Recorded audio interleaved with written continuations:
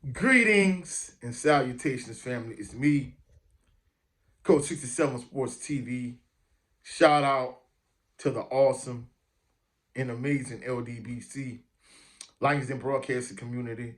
Shout out to the Louisiana American Sports Network. And shout out to the greatest university in the world, the Southern University, home of the mighty Jaguars. In this particular video, I'm going to talk about Southern versus Jackson State. Now, in my previous video, I broke down Southern University's schedule. Now, at this point, Southern University does not have a full schedule of 11 games. They only have 8 games. And basically, of the 8 games they played, I picked them to go 4-4. And 2 of those losses came against Fresno State. Because to me, I'm going to just be truthful. Unless you get in a bag to play Fresno State, I don't see no real reason playing Fresno State, just to be truthful. And then, of course, a home game against Jackson State. I'm going to keep it a buck. You know, that's one thing about my channel. I'm a diehard Southern University fan, but I give you my raw, unfiltered opinion on everything I talk about on this particular channel. Now, right now it's a channel, but a lot of these conversations I'm having on camera, we used to have these same conversations 20 years ago behind the scenes. So it's just to a point now where all of these conversations are documented. But since I picked Jackson State, you know, that's one thing about J-State fans. You know, you got to love the way they support their team. So, you know, I got to give them all the credit for it and give them props for that. But on the flip side, you know, they're going to let you know when they're on top, they're going to let you know. And I'm here for it, you know, because to keep it a buck, you can't troll me. You know, as long as it's respectful dialogue, hey, it's all love. I love Southern University to the fullest. I love the SWAC. I love HBCU football, the whole nine. So it is what it is. I just like, you know, good dialogue and good conversation. But in terms of the whole Southern versus Jackson State, I'm going to attack this not just from the game on the field, but from a couple different perspectives. First, in terms of the standard, because, you know, a lot of Jackson State fans in the day and age, you know, they like to say, you know, hey, I love the standard. But let's keep it a buck. Southern was the gold standard. And I know some people going to be like, man, Coach, all you do is talk about the glory days of Southern, whoop-de-whoop-de-whoop. Yeah, but I'm not going to lie. Like 1997, 98, 99, you know, Rude Dog used to talk about this all the time, like behind the scenes. We used to do Bayou Sports Talk. You know, he used to say, I always say that like 1999 was like the best year in history of the world, but I'm just being truthful. I'm not just talking about like my perspective in terms of Southern University. I'm talking about if you look at music, like hip hop, R&B, gospel, like even gospel music was just banging in 98. You know, movies, pop culture, and just life in general. Like life was so much better to me from my perspective in 1998 than it is in 2025. And, you know, I'm just going to keep it a buck in that regard. But just truthfully speaking, you know, Southern was the gold standard. But, you know, my mom and I was having this conversation recently, and she was kind of saying, kind of the same way I view Southern, you know, even though Jackson State winning right now and they're the benchmark in the SWAC and just HBCU football in general. Like, truthfully speaking, she kind of feels like if there's no clear-cut winner of the SWAC West and there's no clear-cut winner of the SWAC East, she kind of feels like by default I'm going to pick Southern and Jackson State because Southern and Jackson State was in the first SWAC Championship game. And I'm like, hold up, babe. That's not the case. The reason being is because, like, there have been years where I pick somebody aside from Southern and I pick somebody aside from, you know, Jackson State just to, you know, just to use a reference point. The season before last, hey, I pick FAMU to win the SWAC East. She was like, yeah, but FAMU was the clear-cut team. I'm like, no, they weren't. Like, on paper, Jackson State had a better team.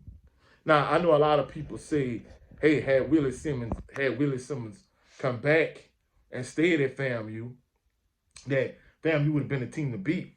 And even with that being said, on paper this year, FAMU would have been a team to beat. But on paper, the season before, Jackson State was the team to beat. And I think Jackson State had that 1 year to gel, continuity. So I think it really kind of came to fruition, this season here.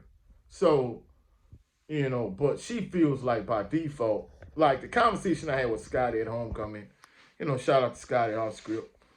I kind of felt like, he didn't see the hype about Southern, but everything he said, everything I said about Southern and the glory years, I kind of feel like all the same things applied to Jackson State, pre-Coach Prime. Like, prior to Coach Prime, like a lot of things people saying about Southern, even though Southern, went to the SWAC Championship game this year, they lost to Jackson State SWAC Championship game in 2022. They lost to Alcorn State in the SWAC Championship game in 2019. Truthfully speaking, Southern has kind of been knocking at the door, but they just didn't have what it takes to kick the door in. So in terms of the Southern versus Jackson State thing, I'm going to look at it from a few perspectives. First and foremost, like Jackson State is not this unbeatable, undefeatable machine. Like at one point, hey, people thought the same thing about Southern, but guess what? I've seen so many teams in the SWAC get they turn. At one point, like Prairie View was like 0-66. They lost 66 straight games. If you'd have told me, hey, in XYZ years, Prairie View's gonna win the SWAC, I'd have been like, nah, it's not gonna happen. And boom, it happened. Alcorn State had their turn.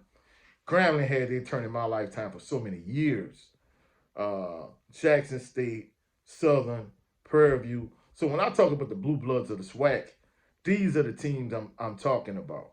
But even with that being said, you still had other teams that have won SWAC championships, like Alabama and them, like whoever you want to name.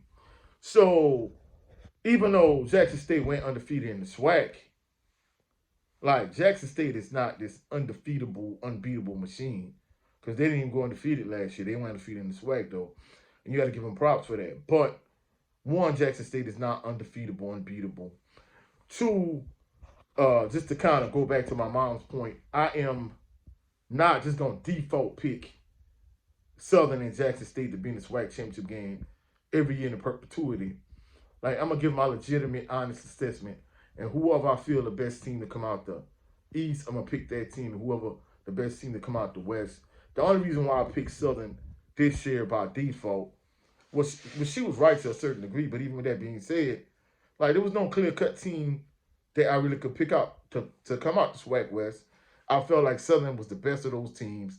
Grambling didn't move me. Alcorn State didn't move me. Prairie View didn't move me. A lot of people say, hey, we got to watch out for Texas Southern down the line. But, I mean, it kind of is what it is, Some people feel like, nah, hey, they should have either went with Coach McNair, they should have went with Andre Johnson. But, I mean, it kind of is what it is. You want the best of both worlds, so that's what you got. But my last and final point when it comes to the, Southern versus Jackson State debate, even though Jackson State on top, you got to give major props to their fan base. But despite what people might say, I hate to admit it, this was supposed to be a video at one point. The fan bases are more alike than they might want to acknowledge. I mean, even as a Southern fan, hey, I got to admit the Southern fan base is extremely similar to Jackson State. Even though somebody like myself, I kind of view things, like I say, from the glory years of the 90s. I fervently and legitimately believe that those days coming back around is going to be sooner than people think. But even with that being said, in terms of the two fan bases, like Jackson State really rock with their team. I know Jaguar Nation not as strong as it was. But even with that being said, so much things have changed since the 90s. Like the landscape of college football and just the landscape of the world. And I think, you know, I mean, it is what it is. I mean, it's gonna kind of be hard to, from a fan support standpoint, to kind of like get that kind of support again. I mean, I think it's feasible, but really and truthfully, like looking at EW Memphis Stadium for certain games, like the last game against Bethune, I'm like, dang, like it's not what it once was. Like the few basketball games I went to last year, like if you look at the Phil G. Clark Activity Center in like the '90s compared to like the home game I went to last year, the last home game against Bethune, it's like, man, it's a stark contrast. So I think at the end of the day, even if Southern like wins the SWAC this coming season and wins the Black National Championship, I think they're gonna have a lot of fanfare, a lot of support. Like the community is gonna come together, but it's gonna kind of be hard to replicate like the kind of fanfare and the fan support they had from the '90s. But even with that being said, in terms of the two fan bases, they both rabid fan bases, in my opinion. They both expect to win every year. They both support their team. They both loyal, even though there's seems to be more Jackson State fans at this point than Southern fans. I think the fan bases are more similar, than you might want to acknowledge. And then the crazy thing about it is, for the Boombox Classic and for the SWAC Championship game, it was crazy how Southern and Jackson State fans just going back and forth on Facebook. This was like the funniest thing ever, right? Jackson State fans talking about, hey, they ain't got Jack Ishti doing BR, and Southern fans like, ain't nothing to do in Jacktown. And I'm like, bro, like, this is the conversation we having. Like, what city is better? Like, hey, I don't care what I say. Jackson, Mississippi and Baton Rouge are more similar than people might want to acknowledge too. So not only are the two fan bases similar, but the two cities similar, So, I mean, I don't understand, like, why this is a conversation.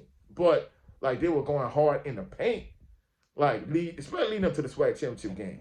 Hey, they ain't got nothing to do in Jacktown. They ain't got nothing to do in BR. And I'm like, man, like, what are we talking about? Like, hey, let's talk about the game. Who gonna win the SWAC Championship game? And, so, I mean, it is what it is. And in another video I'm going to talk about, because, like, a couple people have told me this recently. They felt like the SWAC Championship game would have been an entirely different game had Jalen Woods played. And I'm like, I kind of see your point, but I mean, I don't know. But that's going to be another video for another day.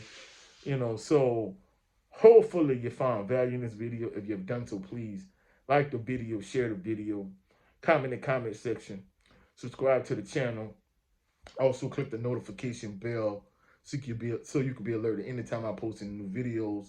Also, go check out my brother Gerald Lovin Green on his channel, The Southern Baller Show, every Sunday at 3:30 p.m. Central Standard Time. Also, go check out my brother Brent Fox on his channel, where his show is just me starring Brent Fox. And also, go check out my brother 78 Sports TV. He has two channels. His primary channel is 78 Sports TV. His backup channel is the No 304 Show. Every Sunday, him and the brother Blue Ray Fitness, they do a live stream talking about like popular topics in black culture, so on and so forth. So go check out the channel. Hopefully y'all enjoyed this video. Y'all stay warm and stay safe. Hopefully everyone within the sound of my voice, everyone watching this video is doing well. Enjoy the time with the family, while we snowing in. Catch y'all on the rebound. Y'all have a blessed, phenomenal day. Peace and blessings.